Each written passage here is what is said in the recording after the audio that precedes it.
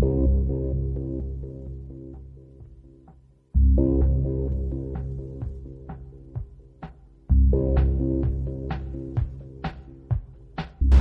días a todos, gracias por la invitación al comité organizador.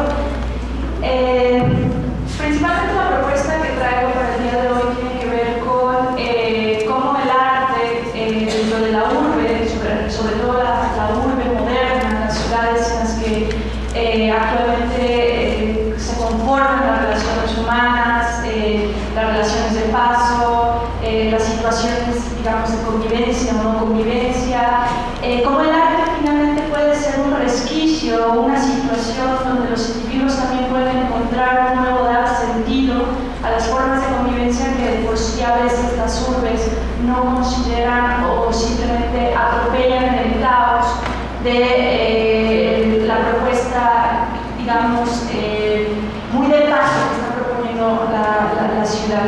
Entonces, la propuesta que traigo tiene que ver principalmente con una propuesta académica de corte filosófico, de corte teológico, al respecto del arte, especialmente el arte urbano. Comienzo entonces. El ideal moderno, heredado de la antigua Grecia, se funda a los ojos de Wittgenstein, uno de los grandes filósofos del siglo XX, en la idea de que la ciudad ha de ser el marco o límite o espacio de vida en el que se convive pacíficamente. La medida exacta de lo humano, decían los griegos, así definían a la ciudad. Esta concepción no solo da sentido al proyecto moderno de la urbe, sino también a la modernidad filosófica basada en el uso instrumental de la razón, en el que se origina nuestra actual cultura de la información sustentada en el discurso de las imágenes y las representaciones. Esta cultura de la imagen manifiesta una búsqueda de la verdad exhibida ahí delante de manera siempre visible. Para que algo sea verdadero, se le exige exhibirse en los aparadores de la validez de lo conocido. La imagen ha quedado como el paradigma del conocimiento. La teoría y el saber de esta se han de asemejar al ver. La autoridad de la imagen vale más que 1000 palabras. Es el valor que se le concede al testimonio del ver. Basta con ver los noticieros para saber que ahí están las imágenes. Y si están las imágenes, entonces las cosas que supuestamente suceden. Todo se quiere decir, contar, expresar en imágenes, hasta el punto que lo que no existe en imágenes no existe en la realidad. La imagen se ha entronizado de tal manera que se pone en el lugar de la realidad, sustituyéndola. Este modo de entender a la imagen nos conduce a la reflexión de ella como una simulación de la realidad. Estamos en una cultura de la simulación en la que la verdad queda suplantada por la apariencia de las imágenes, un doble de la realidad que las sustituye. Terminamos haciendo de las noticias diarias, por ejemplo, un discurso de la simulación, teniendo acceso a él solo por el discurso de las imágenes de los mass media. Habrán visto las noticias los últimos días, el tema de la tipa de gas que cae en Ecatepec. Resulta que conocemos los hechos a través de las imágenes y conocemos el dolor a través de las imágenes. Pero finalmente también hay una manipulación de las imágenes, un poco también para jugar con los sentimientos, con las realidades que están sucediendo, ¿no? Entonces, digamos que el acceso a la realidad, por más doloroso que sea, a veces solo nos queda a través de las imágenes. Pero ¿qué tanto es real o qué tanto está dentro de un juego, digamos, de la manipulación de nuestras propias experiencias, esas imágenes, ¿no? Esa es la pregunta. La ciudad moderna, símil y metáfora de este uso de la razón, basa sus ideales de funcionamiento y confort en una lógica también de la simulación, en la que se pierde el peso de lo real de las cosas y los sujetos que en ella habitan. La ciudad moderna, en su lógica de una cultura de la información, le sobreviene la velación de la realidad de los hombres y las mujeres simples, de sus experiencias y vaivenes. La pérdida de la rapidez de la presencia acentúa la simulación de las relaciones, sus dinámicas, sus aspiraciones, sociedad de la información, en su afán de exponerlo todo por medio de imágenes, hace del trajín diario, de la prisa, del dolor, de la experiencia humana, de la condición humana en general, siempre finita, vulnerable, siempre expuesta al límite, solo un asunto documental. Las imágenes ideales de la sociedad moderna son un discurso de éxito y de confort, muy alejado de la realidad de los hombres y de las mujeres comunes. En la simulación, las urbes modernas masifican la experiencia del placer, del dolor, del éxito, del gusto, caracterizándose por el olvido de lo real de estos, lo que supone la pérdida del sentido de la comunidad humana, en donde la estandarización de las experiencias pierde la empatía real con los demás. Ante este panorama, el juego que le toca hoy al sujeto es el de la atestación, este sitio donde la mirada puede recobrar el sentido de testigo partícipe de la realidad más sencilla, presencia involucrada en el misterio de la existencia más simple. El arte, justamente propuesto como un espacio para la atestación de sentido, es reconocido en medio del proyecto de la urbe moderna como memoria del silencio, de lo marginado, transgredido por la situación de paso y fluctuación propio de las ciudades, simulacro y pérdida de gravidez propios de este tipo de ciudades. Por esto se dice que lo propio del arte, especialmente del arte urbano, es su capacidad simbólica, en tanto que hace presente lo ausente, remitiendo y evocando lo que no necesariamente está allí, teniendo un puente con el otro extremo de la orilla, la condición más humana, aquello que había sido expulsado del ideal moderno de la ciudad. En este mundo citadino, donde nada tiene lugar de referente, porque todo es situación de paso, donde todo es cuestión de cambio, se propone la idea de arte como transformación de ese sentido. Desde la resignificación de los espacios, especialmente de los espacios transgredidos por la prisa de la ciudad, y hacerlos entonces más habitables gracias a otorgarles nuevos significados, a partir de los cuales los sujetos de esas ciudades son reivindicados o buscan ser reivindicados a través de esta resignificación de sentido en una trabazón de sentido, de significado, distinto al propuesto por la anomia de las ciudades modernas. En un mundo donde se nace en la clínica y donde se muere en el hospital, donde se multiplican en modalidades lujosas o inhumanas los puntos de tránsito y las ocupaciones provisionales, las cadenas de hoteles, los clubes de vacaciones, los campos de refugiados, las barracas miserables destinadas a desaparecer, donde se desarrolla una apretada red de medios de transporte que son también espacios habitados, donde la habitué de los supermercados, de los distribuidores automáticos y de las tarjetas de crédito, un mundo así prometido de la individualidad solitaria, a lo provisional y a lo efímero, al paisaje, siempre provisional, propone el análisis del palimpsesto donde se reinscribe sin cesar el juego intrincado de la identidad y de la relación. Todo lugar que no es espacio de identidad y de relación con los otros se define entonces como una especie de no lugar, como un espacio vacío, sobre todo en las ciudades. Estamos de paso relacionándonos con los otros, solamente nos relacionamos con ellos porque chocamos en la prisa de la ciudad, pero no hay más allá de eso. El ser humano, ante el vaivén de la vida, se pierde en un espacio sin referencias, sin identidad, que finalmente no lo conduce a sitio alguno. Más bien, ese vaivén parece que le sitúa en un laberinto sin salida. Por lo anterior, se propone que el valor del arte radica en poner de manifiesto un mundo que hemos dejado de ver. No solo el mundo como un conjunto de cosas existentes, sino como una conciencia que tengamos de la existencia y la posición de nosotros en medio de los otros existentes, incluso de los otros individuos que cohabitan con nosotros.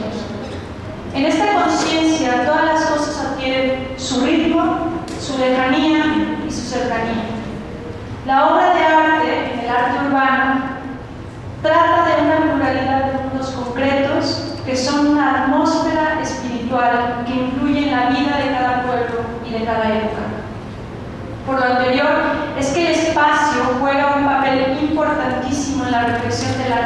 contemporáneo. Él es la retórica propia de la obra artística, siendo el medio físico en el que coinciden el espectador y el objeto de su contemplación visual, pero el espacio físico en el que se encuentra, por ejemplo, una escultura, es recreado a su vez por la escultura o por la obra de arte misma, o más bien por el escultor, el artista que piensa en su obra como un espacio determinado. Entiendo por espacio escultórico, por ejemplo, las relaciones clásicas y espaciales que definen un momento de la existencia personal e iluminan el campo de nuestras aspiraciones. Un espacio vacío no tiene dimensión visual ni significado. Estos aparecen cuando se introducen un objeto o una línea, dicen algunos artistas. Si una roca es escultura, también lo es el espacio entre varias rocas y el que hay entre la roca y el ser humano. Incluso la comunicación entre ambos es escultura. Pienso que el escultor es quien ordena y anima el espacio aportándole un significado. En la urbe estamos constantemente sumergidos en el espacio que le da sitio a nuestros paisajes, pero solo podemos verdaderamente hablar de paisajes en la medida en que exista una trabazón entre la diversidad de elementos que lo habitan. Los elementos aparecen entrelazados entre sí, percibidos entonces como un todo. Todo forma parte del paisaje, especialmente el paisaje de la urbe. Pero ¿qué les otorga esa trabazón cuando en último término son objetos cada uno, incluyéndome a mí misma, en el espacio, dependientes entre sí? Obviamente esta trabazón no es una trabazón física, ya que en cualquier lugar todo árbol se halla igual al suelo sin que por ello signifique la noción de un paisaje. La trabazón la hemos de buscar más allá de la mera unión física, de pasar junto al otro, por ejemplo. Paisaje designa un lugar de referencia. Por esto, el sentido completo del concepto de paisaje se obtiene cuando ese conjunto de elementos de diversa índole están trabados en una coexistencia misteriosa, casi sagrada, a un motivo secreto que habla de lo más íntimo de las cosas y de las personas, pero también de las personas y de los sujetos que participan en dicho entorno, donde se reserva el lugar de lo subjetivo, aquello abierto a ser interpretado. Solo hay paisaje cuando hay una interpretación, y esta es siempre subjetiva, es decir, que parte de los sujetos que habitan en ese paisaje. Reservada al sujeto que se descubre también ahí en medio, capaz de asignar significado al espacio que percibe a través de la obra de arte. El paisaje no es un mero lugar físico, entonces, sino el conjunto de una serie de ideas, sensaciones, sentimientos que elaboramos a partir del lugar y sus elementos constituyentes en el que habitamos. ¿Qué tipo de paisajes organizamos en las sociedades y en las ciudades modernas? ¿Qué tipo de identidad, qué tipo de trabazón, qué tipo de elementos que nos constituyen formamos en estas nuevas ciudades? La idea entonces es que con la presencia de la obra de arte en medio del caos de la ciudad se logra generar paisajes que abran la puerta a interpretar el espacio más allá de su pura connotación física, caótica en el trajín cotidiano de la ciudad. La obra de generar un paisaje hace de la ciudad una experiencia más subjetiva, más personal, dando la oportunidad de ser más habitable, al tender un puente con el mundo a partir del despertar de las percepciones más simples, como son la conciencia de la condición espacio-temporal del ser humano. Con la presencia de la escultura, el espacio logra adquirir una situación distinta, la ciudad logra tener un significado diferente según algunos artistas. Como ejemplo de esto, reconocemos que la creación de modelos geométricos en el siglo XX, propios de las manifestaciones de la escultura y de la arquitectura urbana, respondieron a esta actitud en la que la obra se abstrae del espacio cotidiano y caótico, creando una realidad otra y aparte. Uno de los ejemplos más claros de ello es la obra escultórica de Matthias Goeritz, en la que la línea geométrica se vuelve un lenguaje claro de abstracción, mientras que en la naturaleza hay arbitrariedad de lo orgánico. Las torres de satélite, por ejemplo, en la Ciudad de México, se localizan en una glorieta en medio de una de las realidades más transitadas de la zona y además del país, que es el anillo periférico. En su ubicación, amenazada constantemente por el ruido de coches y la contaminación visual de cientos de anuncios espectaculares que rodean la Vía Rápida, las torres de satélite actúan como un silencio, como un espacio del arte dedicado a la emoción en medio de la conmoción del mundo moderno. Y así es como fueron planeadas por sus autores, Luis Barragán y Matías Beris, donde estas torres, ideadas como un emblema del fraccionamiento de la ciudad satélite hace 50 años, símbolo del proyecto de modernización de México, son para sus creadores un momento para el espíritu en medio del caos del tráfico, una mano en oración, una mirada hacia el cielo, hacia lo superior. A lo lejos, las torres son vistas como un gran monumento. Al estar en ellas, nos damos cuenta que es un espacio, que es la arquitectura emocional de Matías Beris, como la llamó. Los colores primarios contrastan con el cielo y reflejan transmutada la luz del sol.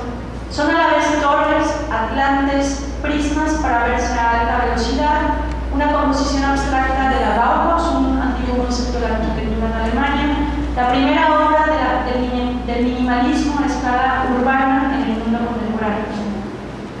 El arte de la ciudad sugiere un regreso a los orígenes, lo cual, en palabras de Mircea Eliade, el teórico del fenómeno religioso, supone una muerte al conocimiento profano y un nacimiento nuevo al conocimiento real y sagrado. Se trata así de una muerte mística como transformación, porque se pierde la forma actual y se adquiere la forma originaria. Este estado originario al cual remite el arte en medio del escándalo de la urbe responde a una imagen sin representación, pues se halla en el mundo de la pura experiencia ante lo real, sin necesidad de intermediarios conceptuales. El artista abstracto es una suerte de iniciado que busca la forma primordial y esencial del mundo, recuperando su valor más originario, casi sagrado. La tarea del artista es la de la creación que partiendo de un mundo sin forma, caótico, en el que sus sujetos han sido suplantados y anulados por la simulación de su experiencia, el artista saca a la luz lo que está allí, mostrando aquello que vemos y que posiblemente pasamos desapercibido en las ciudades.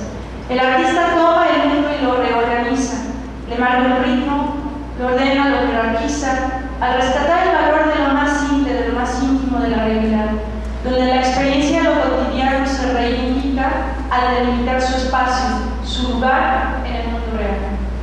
Ahora el cielo, por ejemplo, es señalado por la torre, vuelve a tener presencia en nuestros ojos. El artista, al delimitar con su obra un espacio y regresar de presencia y percepción a las cosas que habían perdido en el ruido y en el caos, su lugar, eleva al mundo y hace surgir de este un mundo que ya no existía, o más bien un mundo que se encontraba mudo, silencioso y transgredido.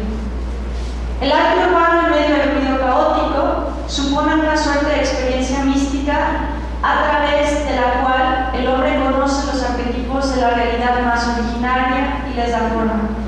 Por esto el artista es una especie de contemplador de las formas primordiales. Algunos ejemplos de arte urbano pueden ser entendidos como la representación sensible de un conocimiento estático que ha puesto entre paréntesis el mundo objetivo. Estas obras conducen a considerar dentro de la teoría del arte la posibilidad de la experiencia estética a partir de la recreación de lo no dicho, de lo inefable, de la imagen absolutamente inteligible y separada. Este rechazo a las condiciones objetivas es algo así como un tomar distancia de lo que el mundo de la urbe moderna nos presenta. Algunos ejemplos de arte urbano nos ponen de cara a un proyecto estético relacionado intrínsecamente con la mística, a partir de la cual es necesario plantear la ascética como la experiencia más profunda del vacío, para después colocarnos en situación de comprender estética y ascética como dos dimensiones de la experiencia contemplativa en el arte. Con ello, el arte urbano sienta las bases para un discurso estético sobre lo no dicho, sobre lo transgredido, y lo apofático, que no tiene palabra, desde la aiestesis, que quiere decir estética o percepción. Única experiencia capaz para la desfiguración y desmantelamiento de los simulacros de la realidad, posibilitando con ello la figuración de la humanidad misma. Gracias.